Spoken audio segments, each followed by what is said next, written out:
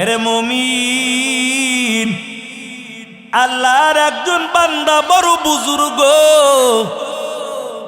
আল্লাহর বান্দা জমিন দিয়া হাঁটতেছে, নদীর পাড়ে দিয়া আস্তে আস্তে করে হেঁটে যায়।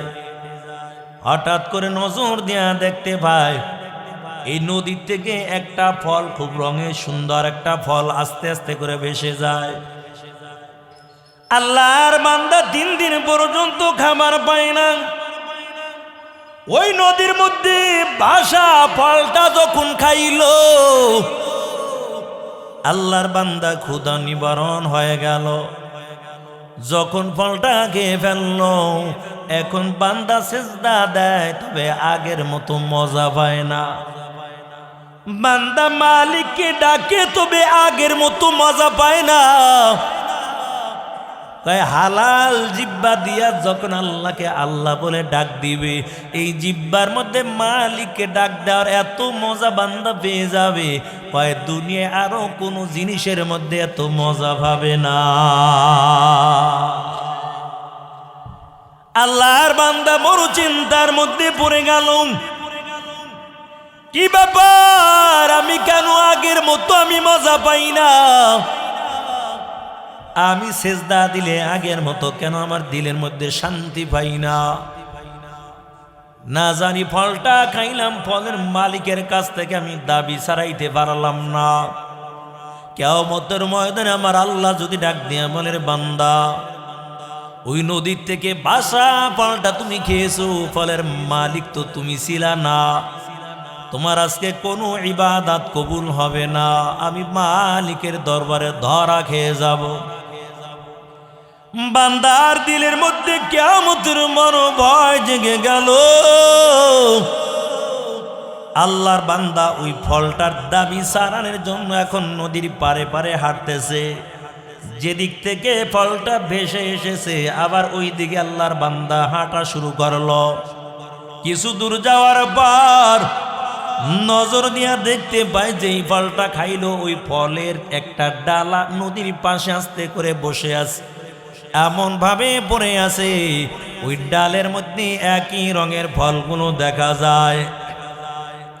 আল্লাহর বান্দার বুঝতে আর বাকি নাই, কারণ এই ফলটা এই বাগানেরই ফল হবে। আল্লাহর বান্দা ফলের বাগানের মালিককে খোঁজা শুরু করলো। আস্তে আস্তে করে যখন ফলের মালিককে পাইল, দেখেই ফলের মালিক হলো একজন বুড়ি মহিলা। আল্লাহর বান্দা বুড়ি মহিলার কাছে যাওয়ার পর ডাক দেয়া বলে, বুড়ি মা, ওই বাগানের মালিক কি আপনি বলেন? বুড়ি মহিলা ডাক দেয়া বলে, হ্যাঁ আমি বাগানের মালিক। আপনার বাগানের একটা বাসা ফল আমি খাইলাম, একটু আপনি ফলের দাবিটা আপনি ছেড়ে দেন। বুড়ি মহিলা ডেকে বলে, যুবক, তবে এই বাগানের মালিক আমি একা না, কারণ আমার কাছে টাকা ছিল না। বাগান যখন আমি ক্রয় করব, ওই বলকের বাদশাহ পাখি শিকার করার জন্য যখন এলাকার মধ্যে আসলো, তখন বলকের বাদশাহ অর্ধেক টাকা দেয়, বাকি অর্ধেক টাকা আমি দিলাম। দুইজনে মিলে এই বাগান ক্রয় করলাম, তবে অর্ধেক ফলের দামে আমি সারাতে পারব, বাকি অর্ধেক ফলের দামে আমি সারতে পারব না। রে যুবক, তুমি যদি বাকি অর্ধেক ফলের দাবি সারাতে চাও, জলদি করে বলকের বাদশার কাছে চলে যাও। যুবক আস্তে আস্তে করে হেঁটে হেঁটে বলকের বাদশার কাছে চলে গেল। এরে মুমিন, তাদের দিলের মধ্যে কেমন মালিকের ভয়টা ছিল। এক ইহুদি নবীর সামনে দাঁড়াইয়া বলে, পয়গম্বর, আপনাকে যে আল্লাহ নবুয়তি দান করেছেন, এটা আমি বিশ্বাস করি না। আল্লাহর নবী ডাক দেয়া বলে, যুবক, বলো তুমি কি করলে বিশ্বাস করবা? যুবক ডাক দেয়া বলে, পয়গম্বর, ওই যে পাহাড়ের উপর একটা খেজুর গাছ দেখা যায়, এই খেজুর গাছটা যদি ভাসমান হইয়া এই জায়গায় এসে সাক্ষী দিয়া দেয়, তাহলে আমি মনে প্রাণে বিশ্বাস করে নিব আপনি হলেন আল্লাহর পাঠানো পয়গম্বর, আমার মায়ার নবী। তাড়াতাড়ি জঙ্গলার খেজুর গাছকে ডাক দিয়া বলে, খেজুর গাছ, আল্লাহর হুকুমে উঠে ভাসমান হইয়া আমার কাছে হাজির হয়ে যাও। এরে মুমিন, ওই খেজুর গাছটা ভাসমান হইয়া নবীর সামনে দাঁড়াইয়া মানুষের মতন কথা বলা শুরু হয়ে গেছে। ইহুদি যুবক ডাক দেয়া বলে, নবী আমার, আর দেরি করবেন না, জলদি করে আমাকে কালিমা পড়াইয়া দেন। আল্লাহর নবী ইহুদিকে কালিমা পড়াইয়া মুসলমান বানাইয়া দেয়। ইহুদির কপাল আল্লাহ তাআলা হেদায়েত দান করে দিল। এর যুবক, যার কপালে হিদায়াত নাই, হিদায়াত পাবে না।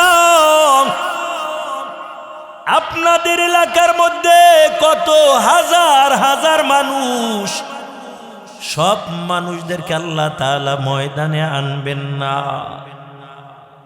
যাকে আল্লাহ পছন্দ করবেন, যাকে হিদায়াত দান করবেন, তাকেই ময়দানে বসার আল্লাহ তৌফিক দিয়ে দিবেন। এরে মুমিন, কারণ আল্লাহ যাকে হিদায়াত দিয়ে দেয়, ওই বান্দা একমাত্র হিদায়াত পেয়ে যায়। আল্লাহ যাকে হিদায়াত দেয় না, ওই বান্দা হিদায়াত পায় না। কত মানুষজন রাস্তাঘাটে দোকানপাটে, আল্লাহ সবাইকে আসার তৌফিক দিবে না। তবে আমরা মালিকের কাছে দোয়া করে দেই, এই মাইকের আওয়াজ পেয়ে এখনো যারা বসে আছে, আল্লাহ যেন তাদেরকেও ময়দানের মধ্যে আসার তৌফিক দিয়া দেয়। আল্লাহর পয়গম্বর এবার আম্মা জান আয়েশা খোলা আসমানের নিচে আনন্দ করে, হঠাৎ করে আম্মা জান আয়েশা ডাক দিয়া বলে, ও পয়গম্বর, ওই যে আসমানের মধ্যে কোটি কোটি তারকা দেখা যায়, বলেন এই আসমানের তারকা বরাবর দুনিয়ায় কারো নেকি আছে কিনা? আসমানের মধ্যে এত কোটি কোটি তারকা, আজও পর্যন্ত কোনো মানুষ কোনো বিজ্ঞান গুণে শেষ করতে পারে নাই, পারবেও না।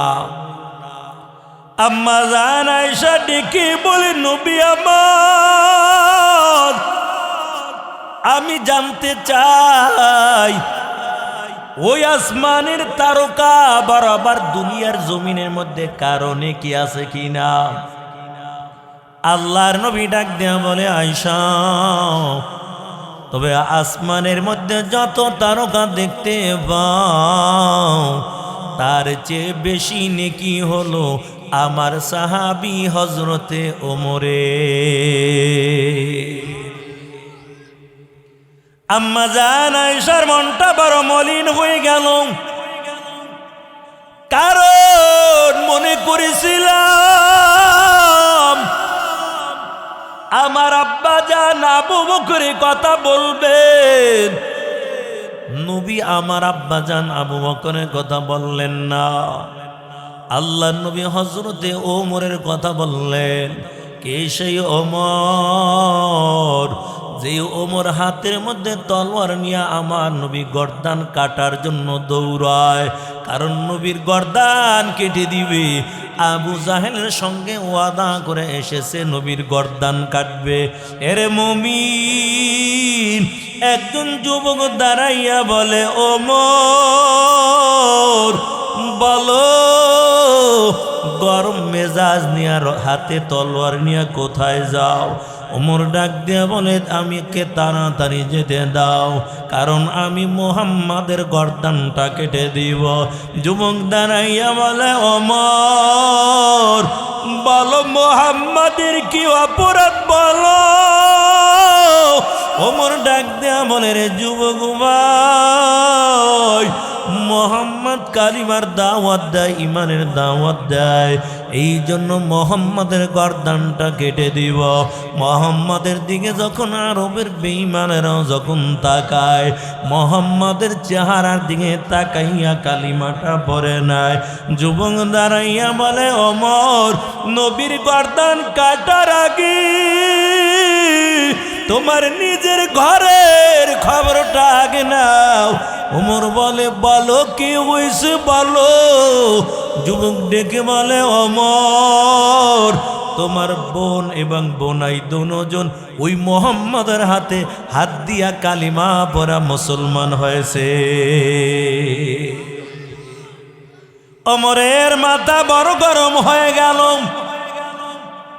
জলদি করে হাতের তলোয়ার নিয়ে বোনের বাড়ির দিকে দৌড়ায়। যখন বোন এবং বোনাই ওমরকে দেখতে পায়, বোন এবং বোনাই দুইজনে বসে বসে আল্লাহর কালাম তেলাওয়াত করতেছিল।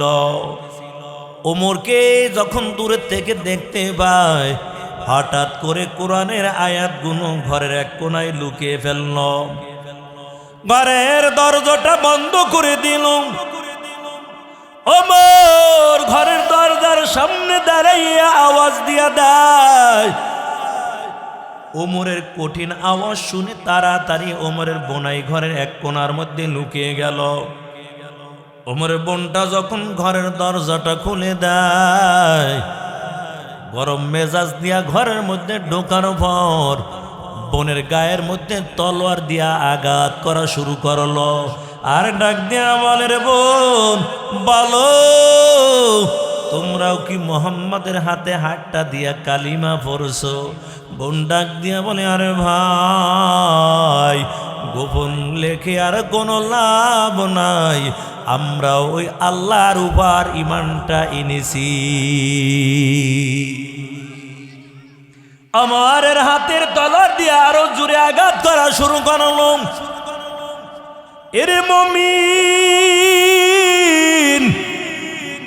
ওমরের বোনের মেজাজ বড় গরম হয়ে গেল। ওমরের বোনাই ডাক দিয়া বলে, রে ওমর, তোমার তলোয়ার দিয়া গায়ের মধ্যে আঘাত করতে পারবা? তোমার তলোয়ার দিয়া তুমি মাথার মধ্যে আঘাত করতে পারবা, হাতের মধ্যে আঘাত করতে পারবা, কিন্তু আমরা এমন রবের উপর ইমানটা আনলাম, এই তলোয়ার দিয়া কোনোদিন ইমানের উপর আঘাত করতে পারবা না। এরে ওমর, তবে শুনে নাও, আমরা কালিমা পড়া মুসলমান হয়ে গেছি। মায়ার নবী আল্লাহর কাছে ওদিক থেকে দোয়া করতেছে, আল্লাহ, আরবের জমিনের মধ্যে দুইজন ব্যক্তি হলো শক্তিশালী ব্যক্তি, একজন হলো আবু জাহেল, আর একজন হলো হযরতে ওমর।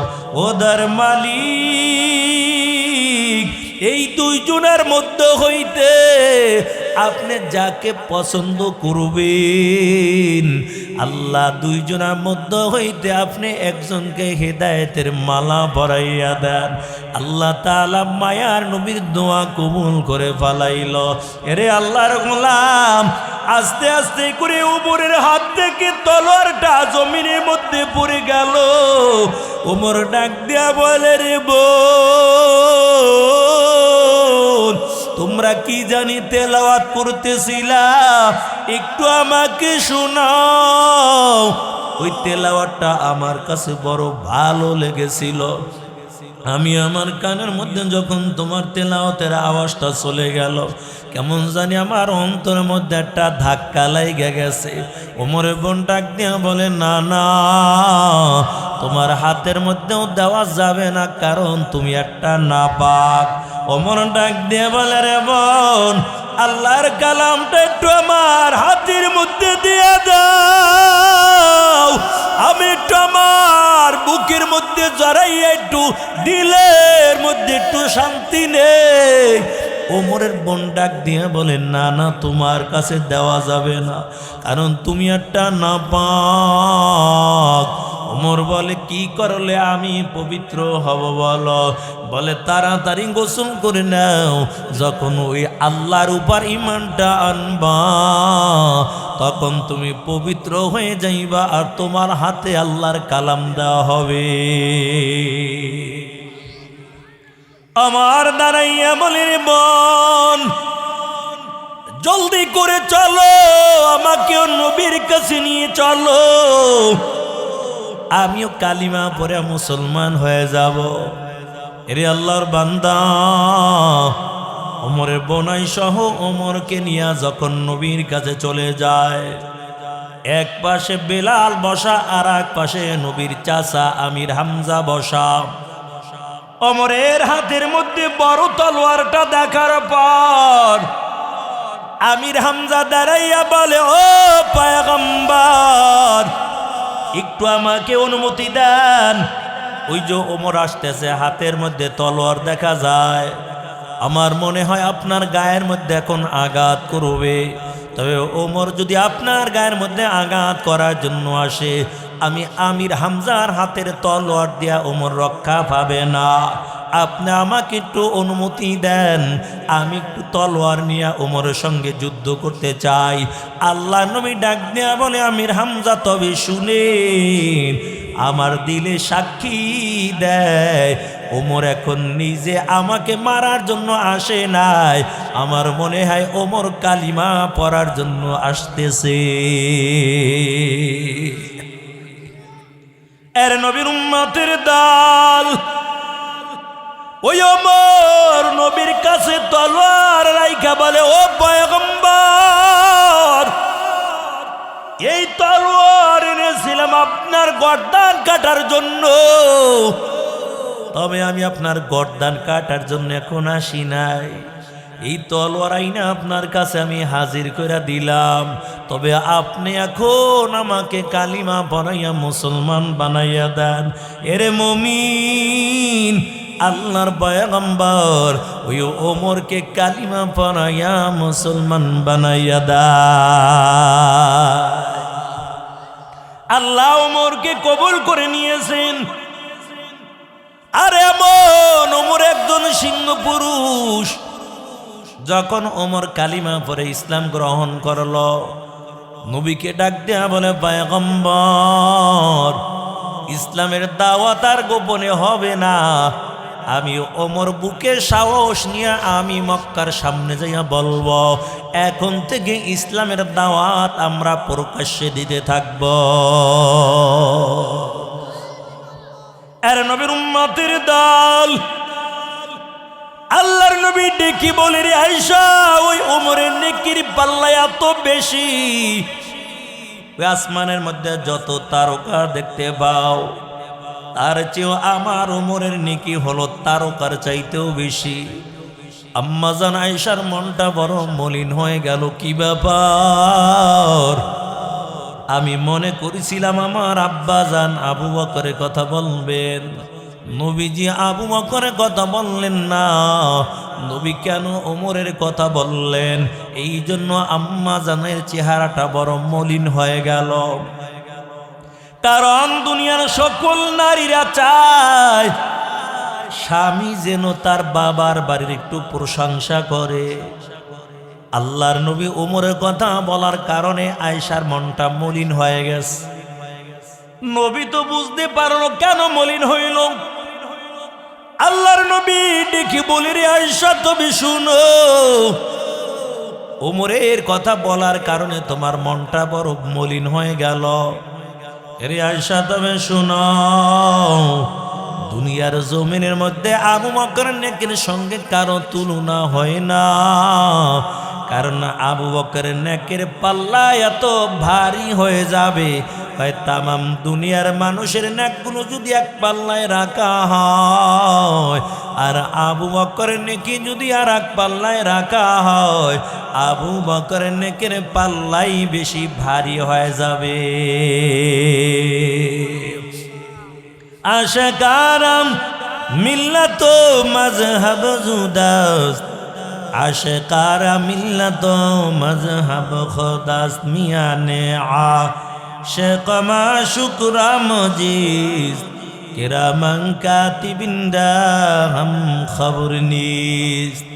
নবীর উম্মতের দল, কে সেই নবীর সাহাবী আবু বকর, যে আবু বকরের দিলটা নবীর ভালোবাসা দিয়া ভরপুর, যে আবু বকরের দিলটা আল্লাহর ভালোবাসা দিয়া ভরপুর।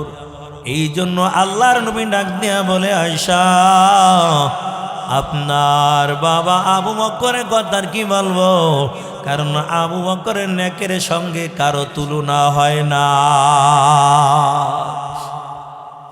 আল্লাহর নবী সাহাবায়ে কেরামদেরকে নিয়ে বসাম, হঠাৎ করে মায়ার নবী ডাক দিয়া বলে, ও সাহাবায়ে কেরাম, আমার দিলের মধ্যে এমন কিছু কথা জেগে গেল, বলো আমার দিলের কথাটা তোমাকে শুনাইব কিনা। সাহাবায়ে কেরাম তো আমার নবীর জবানে কথা শোনার জন্য বড় পাগল বারা। সাহাবায়ে কেরাম ডাক দিয়া বলে, পয়গম্বর, বলেন আপনি কি বলতে চান। আল্লাহর নবী ডেকে বলে, ও সাহাবীরা শোনো, আমি রসুলের কাছে তিনটা জিনিস বেশি ভালো লাগে। আল্লাহর নবীর জবানের কথা শোনার পর সাহাবীরা কয়, ও পয়গম্বর, বলেন আপনার কাছে তিনটা জিনিস কি বেশি ভালো লাগে। নবী ডাক দেয়া বলে, সাহাবীরা শোনো, আমার কাছে আমার নামাজ বড় বেশি ভালো লাগে, আমার কাছে আমার বিবি বেশি ভালো লাগে, 3 নাম্বার আমার কাছে সুগন্ধ জিনিস বেশি ভালো লাগে। অধিক থেকে ওমর দাঁড়াইয়া বলে, নবী আমার, আমি ওমরের কাছেও তিনটা জিনিস খুব প্রিয়। আবু বকর ডাক দেখায়, নবী আপনি একটু আমার অনুমতি দেন, আমি একটু দিলের কথা একটু বলতে চাই। ও পয়গম্বর, আপনার কাছে তিনটা জিনিস বেশি ভালো লাগে, তবে আমি আবু বকরের কাছেও তিনটা জিনিস বেশি ভালো লাগে, তবে একটু আপনি অনুমতি দেন, আমি একটু আমার দিলের কথাটা বলতে চাই। আল্লাহ নবী ডাক দেয়া বলে, আবু বকর, বলেন আপনার কাছে তিনটা জিনিস কি বেশি ভালো লাগে। আবু বকর দাঁড়াইয়া বলে, নবী আমার, আমি আবু বকরের কাছে 1 নাম্বার ভালো লাগে, আমি যখন আমার চক্ষু দিয়ে আপনার নবীর চেহারার দিকে যখন তাকাই, আমার দিলের মধ্যে এত মজা পাই, দুনিয়ায় আর কোনো জিনিসের মধ্যে আমি আবু বকর এত মজা পাই না। আবু বকরের দিলটা রসুলের ভালোবাসা দিয়ে ভরপুর ছিল। আরে আল্লাহর গোলাম, এই জন্য মায়ার নবী ডাক দিয়া বলে, রে আয়েশা, ওই আবু বকর দুনিয়া বুঝে না, আখিরাত চিনা ফেলাইছে। আবু বকরের দিলটা আল্লাহর ভালোবাসা দিয়ে ভরপুর হয়ে গেছে। আবু বকর দুনিয়া বুঝে না, আবু বকর আখিরাত চিনা ফেলাইছে। আর আমরা আখিরাত চিনি না, আমরা দুনিয়া ভালো কইরা চিনা ফেলাইছি। হারাম হালাল মানে না, যেই জায়গায় পায় ওই জায়গায় খায়। এরে মুমিন মুসলমান আল্লাহর গোলাম, অথচ কিয়ামতের ময়দানে মালিকের সামনে দাঁড়ানো লাগবে। আল্লাহ তাআলা বলেন, ওয়া আম্মা মান খাফা মাকামা রাব্বি ওয়া নাহান নাফসা আনিল হাওয়া ফাইন্নাল জান্নাতা হিয়াল মাওয়া। কিয়ামতের ময়দানে দাঁড়াই আল্লাহর দরবারে হিসাব দেওয়া লাগবে। এই চিন্তা যাদের দিলের মধ্যে থাকবে, এই ভয় যারা গুনাহ করবে না, আল্লাহ বলেন কিয়ামতের ময়দানে তাদের জন্য রয়েছে জান্নাত। আল্লাহ পরকালে তার জান্নাতের মালিক বানিয়ে দিবে। আর আমাদের দিলের মধ্যে দুনিয়ার ভালোবাসা, মানুষের হকগুলো নষ্ট করতেও চিন্তা করি না, বড় ভাই ছোট ভাইয়ের হক নষ্ট করতে চিন্তা করি না। জমিনের মধ্যে কত মানুষ আছে, ভাইয়েরা বড় ভাইয়েরা বোনের হকগুলো আদায় করে দেয় না।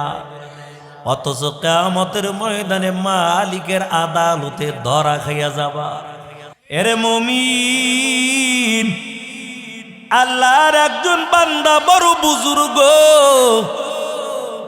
আল্লাহর বান্দা জমিন দিয়া হাঁটতেছে, নদীর পাড়ে দিয়া আস্তে আস্তে করে হেঁটে যায়।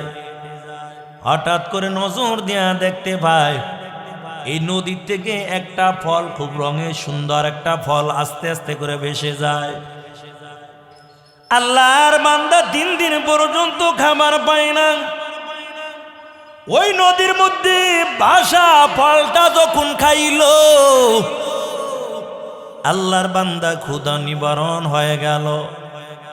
যখন ফলটা খেয়ে ফেলল, এখন বান্দা সেজদা দেয়, তবে আগের মতো মজা পায় না। বান্দা মালিককে ডাকে, তবে আগের মতো মজা পায় না। তাই হালাল জিব্বা দিয়া যখন আল্লাহকে আল্লাহ বলে ডাক দিবে, এই জিব্বার মধ্যে মালিককে ডাক দেওয়ার এত মজা বান্দা পেয়ে যাবে, কয় দুনিয়ায় আরো কোনো জিনিসের মধ্যে এত মজা পাবে না। আল্লাহর বান্দা বড় চিন্তার মধ্যে পড়ে গেল। কি ব্যাপার, আমি কেন আগের মতো আমি মজা পাই না? আমি সেজদা দিলে আগের মতো কেন আমার দিলের মধ্যে শান্তি পাই না? না জানি ফলটা খাইলাম, ফলের মালিকের কাছ থেকে আমি দাবি ছাড়াইতে পারলাম না। কিয়ামতের ময়দানে আমার আল্লাহ যদি ডাক দিয়া বলে, বান্দা ওই নদীর থেকে বাসা ফলটা তুমি খেয়েছো, ফলের মালিক তো তুমি ছিলা না, তোমার আজকে কোনো ইবাদত কবুল হবে না, আমি মালিকের দরবারে ধরা খেয়ে যাব। বান্দার দিলের মধ্যে কিয়ামতের মনোভয় জেগে গেল। আল্লাহর বান্দা ওই ফলটার দাবি সারানোর জন্য এখন নদীর পারে পারে হাঁটতেছে। যেদিক থেকে ফলটা ভেসে এসেছে, আবার ওই দিকে আল্লাহর বান্দা হাঁটা শুরু করলো। কিছু দূর যাওয়ার পর নজর দিয়া দেখতে পায় যে এই ফলটা খাইলো, ওই ফলের একটা ডালা নদীর পাশে আস্তে করে বসে আছে, এমন ভাবে পড়ে আছে ওই ডালের মধ্যে একই রঙের ফলগুলো দেখা যায়। আল্লাহর বান্দার বুঝতে আর বাকি নাই, কারণ এই ফলটা এই বাগানেরই ফল হবে। আল্লাহর বান্দা ফলের বাগানের মালিককে খোঁজা শুরু করলো। আস্তে আস্তে করে যখন ফলের মালিককে পাইল, দেখেই ফলের মালিক হলো একজন বুড়ি মহিলা। আল্লাহর বান্দা বুড়ি মহিলার কাছে যাওয়ার পর ডাক দেয়া বলে, বুড়ি মা, ওই বাগানের মালিক কি আপনি বলেন? বুড়ি মহিলা ডাক দেয়া বলে, হ্যাঁ আমি বাগানের মালিক। আপনার বাগানের একটা বাসা ফল আমি খাইলাম, একটু আপনি ফলের দাবিটা আপনি ছেড়ে দেন। বুড়ি মহিলা ডেকে বলে, যুবক, তবে এই বাগানের মালিক আমি একা না, কারণ আমার কাছে টাকা ছিল না। বাগান যখন আমি ক্রয় করব, ওই বলকের বাদশাহ পাখি শিকার করার জন্য যখন এলাকার মধ্যে আসলো, তখন বলকের বাদশাহ অর্ধেক টাকা দেয়, বাকি অর্ধেক টাকা আমি দিলাম। দুইজনে মিলে এই বাগান ক্রয় করলাম, তবে অর্ধেক ফলের দামে আমি সারাতে পারব, বাকি অর্ধেক ফলের দামে আমি সারতে পারব না। রে যুবক, তুমি যদি বাকি অর্ধেক ফলের দাবি সারাতে চাও, জলদি করে বলকের বাদশার কাছে চলে যাও। যুবক আস্তে আস্তে করে হেঁটে হেঁটে বলকের বাদশার কাছে চলে গেল। এরে মুমিন, তাদের দিলের মধ্যে কেমন মালিকের ভয়টা ছিল।